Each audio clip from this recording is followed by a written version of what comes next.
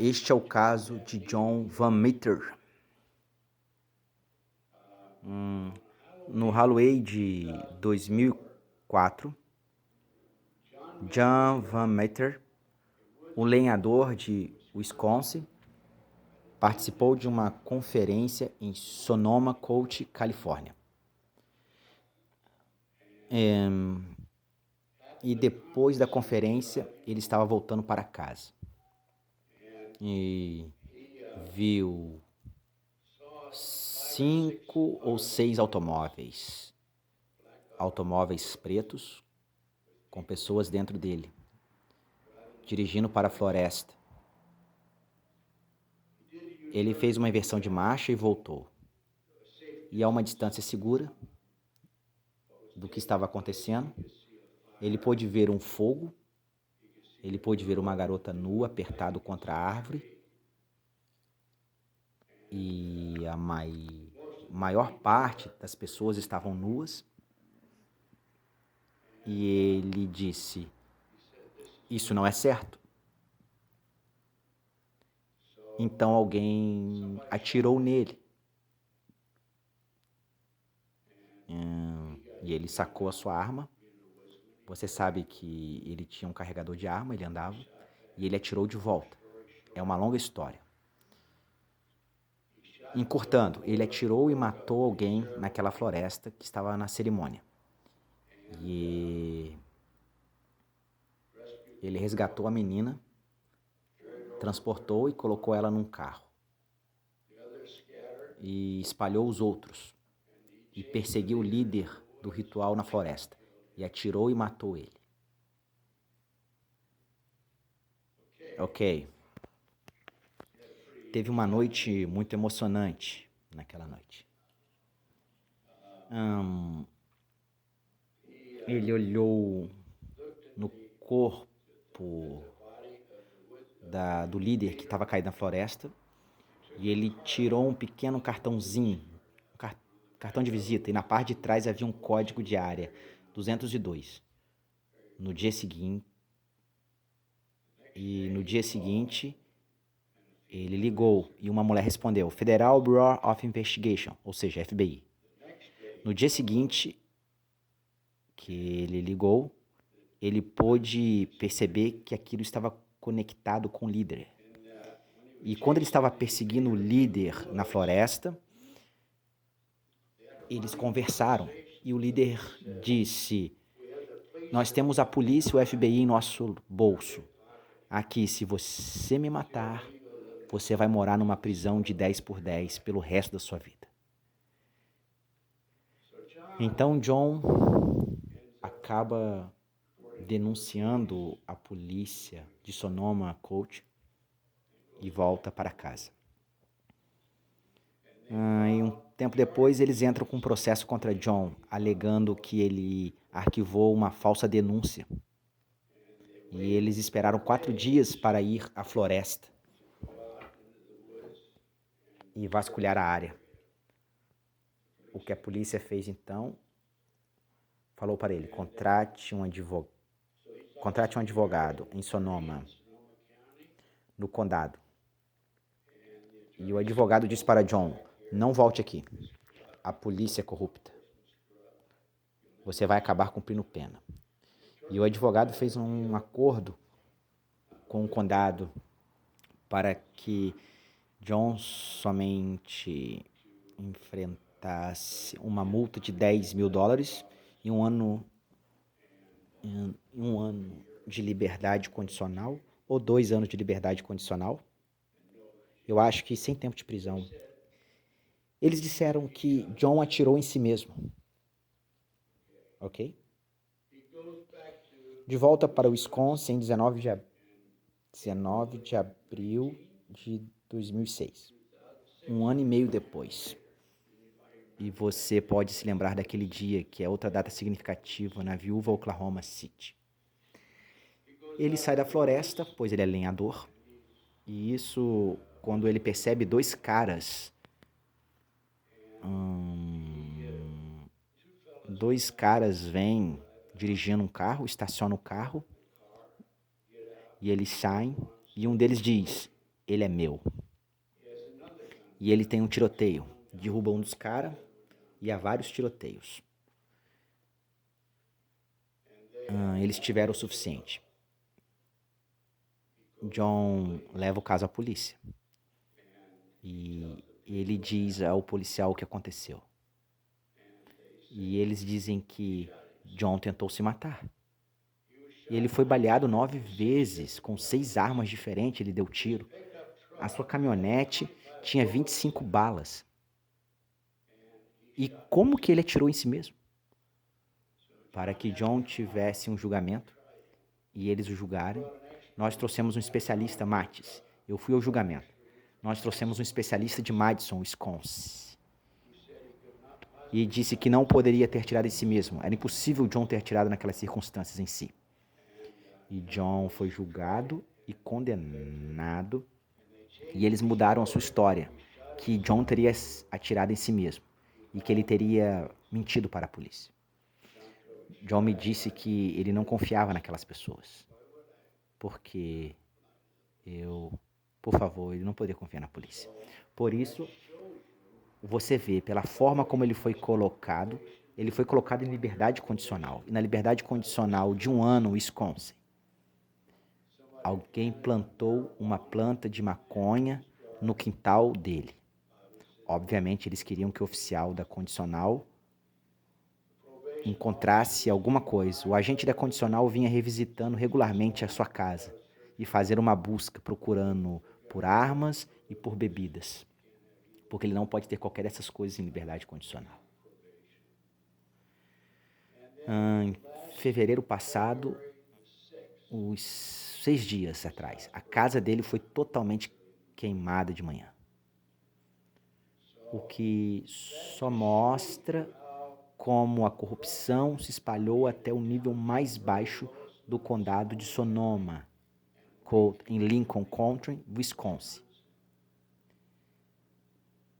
Este homem não poderia atirar em si mesmo, como eu disse a você. Ele atirou 9 vezes com 6 armas diferentes. Eu tenho uma cópia aqui da carta. A menina escreveu pelo jeito que ela está escondendo. Ela mudou de nome várias vezes. E ninguém sabe, além de John e algumas outras, sobre o paradeiro dela. Alguém na plateia faz uma pergunta. Sim, ela foi sequestrada. Sim, ela foi sequestrada em um estacionamento de Oklahoma. 4 homens vieram até ela à luz do dia e tentaram pegar ela e pegaram uma seringa na coxa dela com agulha e enfiaram alguma coisa e ela perdeu a consciência e colocaram numa van. Vocês gostariam que eu lesse a carta que ela escreveu? Ok. Eu sou uma mulher, ele está lendo a carta, e relata o caso de abdução de culto satânico no Halloween. Eu estou morrendo de medo que eles descubram quem sou eu. Então, não vou ser a única pessoa que vai contar. Meu irmão tem me ajudado. O irmão dela tem ajudado ela. Foi ele que ajudou ela a dirigir o carro até Oakland. Ele está fazendo um comentário da carta. E foi o irmão dela que veio, pegou ela e fez que ela estava nua e trocou de roupa. Eu acho que seria melhor se eu dissesse que eu quero ficar anônima, mas ele me convenceu a escrever tudo que eu lembro, exatamente como eu posso, e para enviar para a polícia. Então é isso que estou fazendo. Eles iam me estrupar e me matar, e espero que sejam pegos. As pessoas precisam saber o que aconteceu comigo. Estou com tanto medo que eles vão descobrir quem eu sou. Estou escrevendo em uma velha máquina de escrever, para que não fique com nenhuma informação deles no meu disco rígido do computador. Começou na noite de sábado. Eu estava atravessando o estacionamento em Oakland. 4 homens saíram de um carro e me agarraram.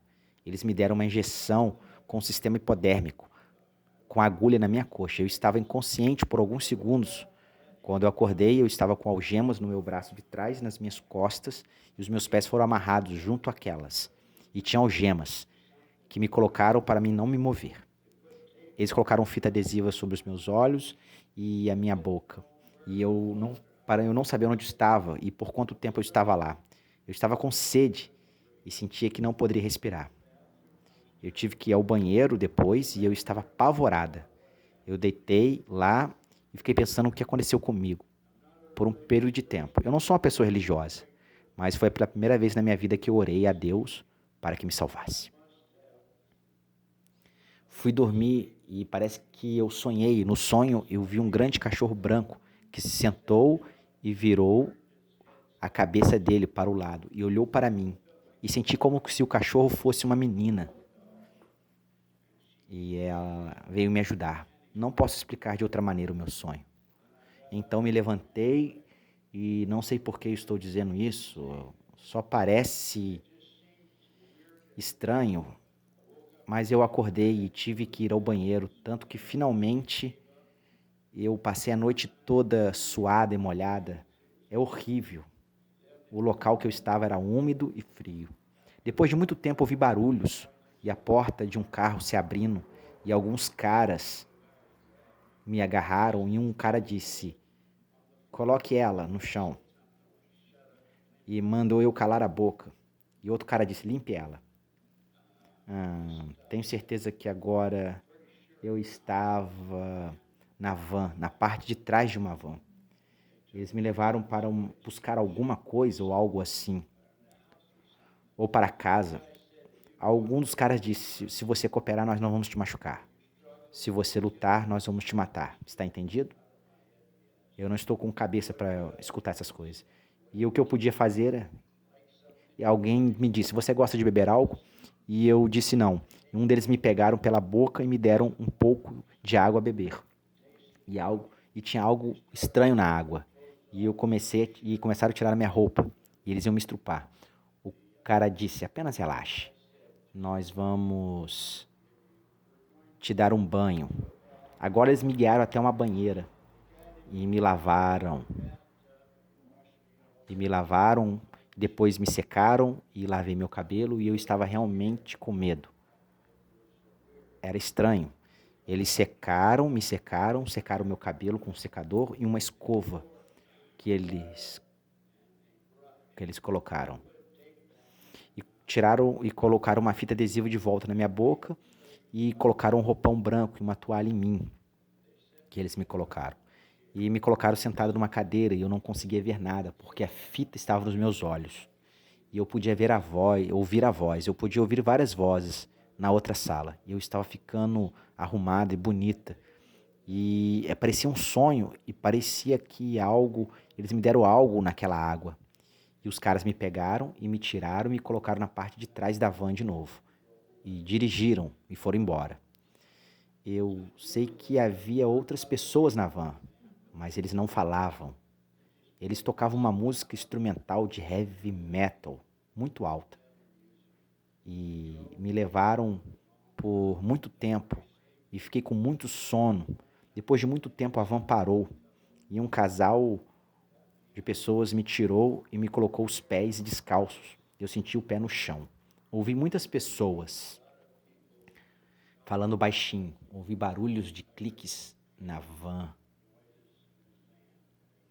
E um cara disse: "O que você está fazendo?" O outro cara disse: "Você sabe, eu consegui.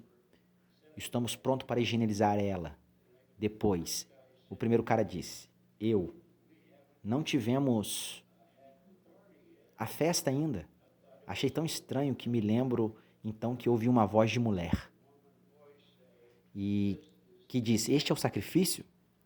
Ela me desmarrou do meu manto e colocou as mãos nos meus seios. E ela disse como fez aquilo, e um cara disse: "Ela está perfeita." E colocou o corpo dela no meu corpo em seguida. E para mim eu podia sentir que ela estava nua. E ela disse no meu ouvido: "Eu vou beber o seu sangue." Eu me senti de repente muito doente. Eu comecei a desmaiar. E um cara grande me pegou e subiu e caminhou comigo. Então eles me colocaram no chão e tiraram as algemas e a faixa, e amarraram minhas mãos e os braços e colocaram numa corda, e uma corda em volta dos meus pescoços. Eles tiraram a fita dos meus olhos, e eu estava na floresta.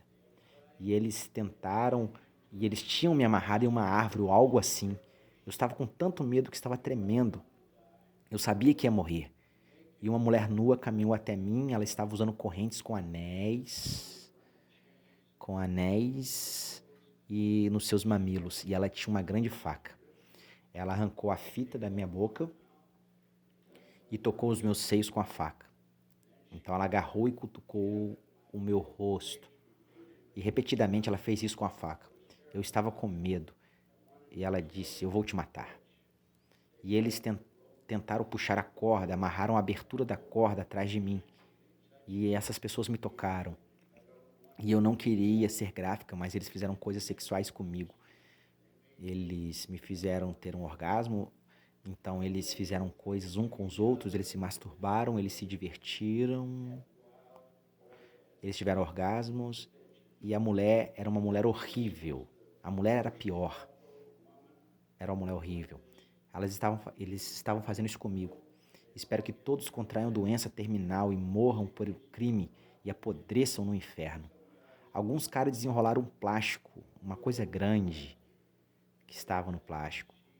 E eram folhas. E de repente eles fizeram uma fogueira, porque estava escurecendo. Um monte de pessoas estavam reunidas na minha frente, estavam todas nuas e começaram a dizer algumas coisas em linguagem estranha. E um homem veio e ficou na minha frente. Ele era mais velho que os outros, talvez ele tinha uns 30 anos.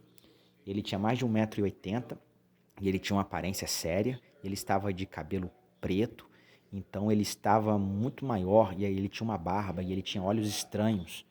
E alguém atrás de mim puxou a corda bem apertada no meu pescoço, e ele tinha as mãos no meu peito. E eu encarei esse homem, eu encarei ele e ele olhou para mim e nunca piscou. E eu não pude deixar de pensar, olhando para ele, nos olhos daquele homem, como uma hipnose. Ele me colocou em transe e começou a olhar para mim. E ele parecia uma cobra. E ele colocou o seu pênis em mim. Então eu ouvi gritos e gritos e tiro de arma. E o homem cobra empurrou para longe e estava olhando pela floresta em direção ao barulho. E todos correram para as árvores. O homem cobra derramou água no fogo e se afastou silenciosamente. Então eu ouvi. Alguém disse: assassino! Um homem nu veio em minha direção com uma faca. E o homem veio correndo com uma arma de prata. E ele atirou bem na minha frente nesse homem que queria me matar com a faca. Ele era um homem grande e alto e tinha uma barba branca. Esse aí é o John Van Meter. De maneira que eu pensei, né? Estou voltando no texto. Ele tinha uma barba branca e de repente escutei estouros de tiro atrás de mim e vi o tiro acertar outra pessoa na lateral, no estômago, e derrubou. E ele atirava de volta esse homem várias vezes, enquanto se deitava e começava a cortar a corda que estava atrás dos meus braços. Isso ele fazia naquela noite com uma faca. Outras pessoas atiraram em nós, enquanto o homem atirava de volta. Ele disse algo como: espere, garota, eu vou te soltar. Ou algo que eu pudesse entender. Esse homem de barba branca me pegou com os braços e colocou a mão em volta da minha cintura e se afastou rápido. E atirou nas pessoas. E eu escutei vários gritos. E ele gritou muito alto. Ele gritou mais uma vez: nenhum mal vai acontecer a essa garota. Então ele disse algo sobre vir da parte de Deus, diretamente de Deus, para matar todos eles. E chamou eles de filhos da puta e disse que ia matar todos eles. Tenho certeza que foi isso que ele disse. Acho que assustou eles. Ninguém atirou mais na gente. Entramos no carro, na estrada. Acho que ele me perguntou se eu poderia dirigir. Eu disse que sim. Ele me colocou em um carro e disse algo. Ele disse várias coisas rápidas e me colocou no carro e disse se eu podia realmente dirigir. Eu ouvi dizer que eu queria ir para casa e ficar anônima. Eu consegui acreditar que ele estava indo comigo, mas ele não estava indo comigo. Ele me mandou ir embora. Eu estava indo. Eu queria que ele fosse comigo, porque eu tinha mais certeza que ele estava comigo. Eu perguntei para ele, afinal de contas, você é um anjo? Eu nunca esquecerei seus olhos ainda com sangue no seu rosto, mas os seus olhos brilhavam intensamente, eram azuis, como se fossem fluorescente, ou algo assim. E aquele homem disse, não, eu não sou um anjo, mas eu fui enviado por um. E ele disse, agora vá embora, vou chamar a polícia. Bati a porta, eu fiquei muito triste de ter deixado ele ali. Eu me sentia mais seguro com ele. Não sei por que ele não iria comigo. Dirigi o mais rápido que pude. Eu saí da estrada algumas vezes, não sei onde eu estava. Mesmo quando eu finalmente cheguei na rodovia, eu peguei o caminho errado até que percebi onde estava. Na volta eu fui para casa. Quando eu realmente cheguei em casa, era muito tarde. E eu estava ainda tremendo e eu tinha sangue daquele homem no meu corpo. Do homem velho, ferido. Me senti mal por ele.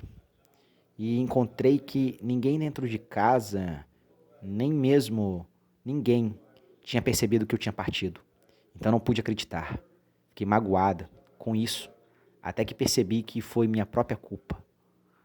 Então poderia ter morrido. Isso foi uma vingança por todas as vezes que eu briguei com os meus pais, que queriam saber onde eu estava indo a cada minuto.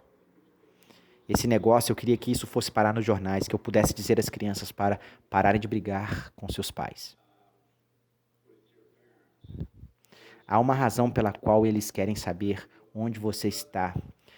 Meu irmão, então, levou o carro do crime e estacionou em Blackley. Ele disse que ligaria para a polícia e diria onde o carro estava, para procurarmos alguma prova do crime dentro daquele carro. Ver se eu encontrasse alguma coisa. Era estranho, não havia nada no porta-luvas ou no cinzeiro. Nenhuma sujeira, o chão, nada. O carro era a única coisa que nós procuramos no carro e tentávamos achar. Nós achamos um moletom preto e 4 calças de moletom pretas, todas idênticas. Abrimos, olhamos e tudo estava lá. Era o que eles tinham usado. Eles tinham usado uma seringa. Então eu percebi que esse carro vermelho era um carro do qual o cara me colocou. E me conduziram. Eles devem ter me colocado no porta-malas e me levado para o oeste. E eles fizeram um teste de seringa. Eu queria saber o que eles colocaram dentro do meu corpo. Quando eu tinha tomado banho, eu percebi que que o meu braço estava cheio de marcas de agulha. Então eu me lembro de como algum daqueles homens tinham dito que eles me testaram e que meu sangue estava certo. Eu estava inconsciente quando eles fizeram o teste da seringa. Eu me lembrei que um dos caras tinham dito que eu estava exatamente perfeita. Havia muitas coisas que realmente me assustou naquele dia. Eu estou muito triste, doente, e eu estou pensando num homem que me salvou. Eu não tenho calma para assistir TV, eu não consigo fazer qualquer outra coisa. Meu maravilhoso irmão que tem estado me ajudando e fugindo comigo. E também tenho ouvido muitas coisas, mas eu aprendi uma coisa à noite, aquele dia. Posso dizer muito sobre o homem que estava me olhando de perto com os seus olhos. Um era o homem cobra e o outro era o velho que me salvou. São homens opostos. Você pode ver isso nos olhos deles. O que me lembro era que os olhos azuis daquele homem era brilhante. E o homem que me salvou, eu me lembro, ele parecia meu avô. Eu também tive que ir para Atlanta e eu quero que aquele homem que me salvou, aquele bom homem, que ele viva. E ele me salvou, eu tenho que agradecer, eu tenho que escrever, eu tenho que explicar isso, porque ele se parece com meu avô. Não consigo pensar nele morrendo. Estou com medo da morte desse homem acontecer. Eu sei agora que ele ficou lá e que eles estavam e o inferno estava louco contra ele, que eles vão querer matar ele.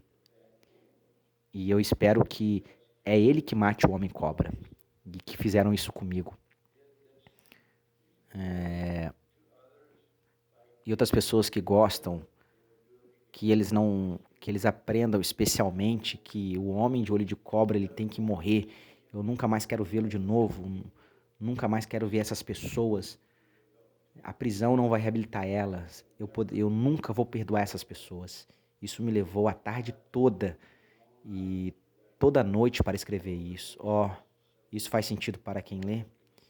Eu tive que fazer muitas pausas antes de chorar. O sol nasceria em breve e seria outro dia. Meu irmão que está saindo aqui de casa para enviar isso para longe da nossa casa, porque eu não quero que o homem cobra saiba o código postal da casa que moro. Então, meu irmão vai para outros lugares. Eu acho que aquele homem que me salvou, eu vou ficar em casa e orar para que Deus salve este homem que me salvou. Espero que possamos salvar o homem que vai dizer o homem que foi enviado para fazer isso. Eu não sei se isso vai ajudar ele, mas que ele pegue essas cobras que tentaram me estrupar e me matar. Eu tentei muito lembrar dessas coisas. Qualquer coisa que eu possa dizer, estou tentando pensar porque espero que um dia volte a ser uma pessoa normal. É o que eu disse. Há cerca de 50 a 60 mil sacrifícios humanos por ano em cultos satânicos neste país. Ok? Eu tenho de fontes confiáveis. 3 fontes diferentes.